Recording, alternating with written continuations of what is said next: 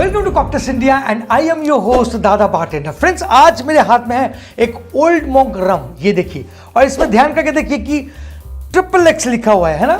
अच्छा, ये XXX क्यों लिखा रहता है, कभी आपने सोचा है? बाय द वे, अगर आपको ये फैक्ट मालूम है तो आप ये वीडियो छोड़कर जा सकते हैं। अगर नहीं मालूम है और फिर भी आप एक ओल्ड मॉन्क रम लवर है तो भाई ये वीडियो देखिए, बहुत इंटरेस्टिंग फैक्ट आपके साथ मैं शेयर करने वाला हूं। तो ज्यादा टाइम ना गवाते हुए चलिए आगे बढ़ते हैं। क्या हुआ यार, आजकल आप लोग वीडियो देख लेते हो और लाइक करना भूल जाते हो यार, एक छोटा सा लाइक कर दो यार। Welcome back friends. डार्क रम में स्पेशली आप अगर नोटिस करेंगे तो देखेंगे कि XXX लिखा हुआ है, जैसे कि ओल्ड मॉन्क में तो है ही है, इवन मैकडॉवेल्स रम में भी है। ऐसे बहुत सारे इंडिया में कुछ रम बिकते हैं जिसमें XXX को लिखा गया है। तो आंसर के तौर पे मैं आपको समझा दूं कि 1x इक्वल टू कितना स्ट्रॉन्ग ये अल्कोहल है, उसी को दर्शाया गया है। जैसे कि अगर कोई रम में आपको XX दिखते हैं तो वो 1x से भी ज्यादा है, और अगर आपको XXX दिखते हैं तो फिर सिंपल है, सबसे ज्यादा स्ट्रॉन्ग अल्कोहल। तो फिर आपके मन में ये ख्याल भी आएंगे, तो फिर बाकी रम जहां पर x या XX या XXX नहीं लिखा रहता है, क्या वो स्ट्रॉन्ग अल्कोहल नहीं है? तो मैं आपको बता दूं कि फ्रेंड्स, कोई भी अल्कोहल को नापने के लिए ब्रांड खुद उसमें लिख के देता है कि कितना % ऑफ अल्कोहल है। जैसे अगर ओल्ड मॉन्क का ही बात करूं तो आप देखेंगे कि यहां पर लिखा है 42.8% V/V, मतलब ये 42% स्ट्रॉन्ग अल्कोहल है। और ठीक बगल में देखेंगे लिखा है 75% प्रूफ, मतलब इसका जो प्रूफ परसेंटेज है वो है 75%। अब ये तो कंपनी लिख के दे रहा है और इसी से आपको पता चल जाता है कि ये अल्कोहल कितना स्ट्रॉन्ग है।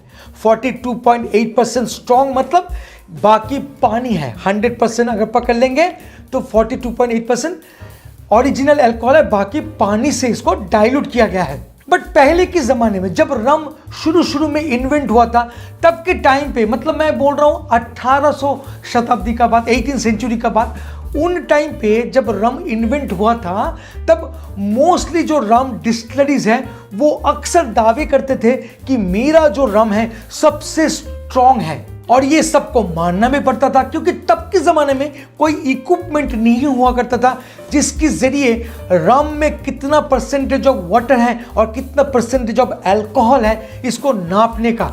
तो कोई भी डिस्टिलरीज आके बोलते थे कि मेरा रम सबसे स्ट्रॉन्ग है।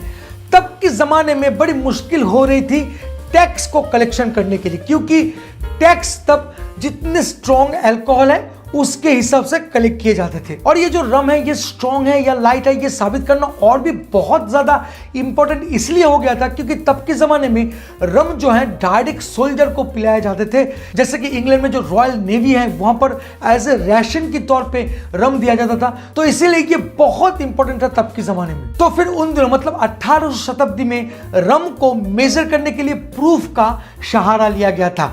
अच्छा, ये प्रूफ क्या है? जैसे कि मैंने आपको ऑलरेडी बता दिया कि रम में लिखा है 75% प्रूफ। इवन आप कोई भी स्पिरिट को देखेंगे तो इंडिया में मोस्टली 75% प्रूफ होते हैं। अब ये प्रूफ को प्रूव करना भी बहुत मुश्किल था तब के ज़माने में। जैसे कि मैंने आपको बताया कि कोई इक्विपमेंट नहीं था, तो कैसे प्रूव करते थे? तब गन पाउडर का इस्तेमाल किया जाता था कि आपका जो अल्कोहल है वो गन पाउडर के साथ अगर मिक्स करके जलाएंगे, अगर वो जल उठा तो आपका अल्कोहल पावरफुल है, स्ट्रॉन्ग है। अगर आपका अल्कोहल या रम समझ लो कि गन पाउडर के साथ मिलाने के बाद नहीं जला, तो फिर आपका अल्कोहल वीक है, लो है, क्योंकि आप उसमें ज्यादा पानी मिला दिए हैं। और इसी तरीके से तब के जमाने में गन पाउडर को इस्तेमाल करके प्रूफ को निर्धारण किए जाते थे और उसके अकॉर्डिंग टैक्स लगाए जाते थे, और उसके साथ साथ ये भी देखा जाता था कि कौन झूठ बोल रहा है और कौन सच। मैं अगर आपको छोटा सा डेमोन्स्ट्रेशन दूं तो आपको समझ जाएंगे। जैसे कि मेरे पास ये गन पाउडर है और इस गन पाउडर में मैं अगर थोड़ा सा ओल्ड मॉन्क रम को मिलाता हूं, जैसे कि देखिए मैं कोशिश करता हूं, 1 मिनट ये यहाँ पर मैं रख के करता हूं सो दैट आपको दिखाई दे कि मान लीजिए मैंने थोड़ा ओल्ड मॉन्क यहाँ पर डाल दिया तो क्या ये जलेगा? मैं देखता हूँ, क्योंकि इसमें है 42.8% अल्कोहल, तो मैंने थोड़ा 1 ड्रॉप दिया। ये देखिए 1 ड्रॉप मैंने दे दिया। अब ये क्या जलेगा? तो हम लोग जलाएंगे और देखेंगे कि जल रहा है या नहीं रहा है। ये देखिए नहीं जल रहा है, ठीक है, क्योंकि ये डाइल्यूटेड है, मतलब इसमें वाटर का मात्रा ज्यादा है। जैसे बियर में लिखा था ना 5% अल्कोहल, इसका मतलब क्या है, एक बियर में मतलब 650 ml बियर में सिर्फ 5% अल्कोहल है, बाकी 95% पानी है, तो कैसे जलेगा। तो यहां पर भी ज्यादा पानी है इसलिए नहीं जला।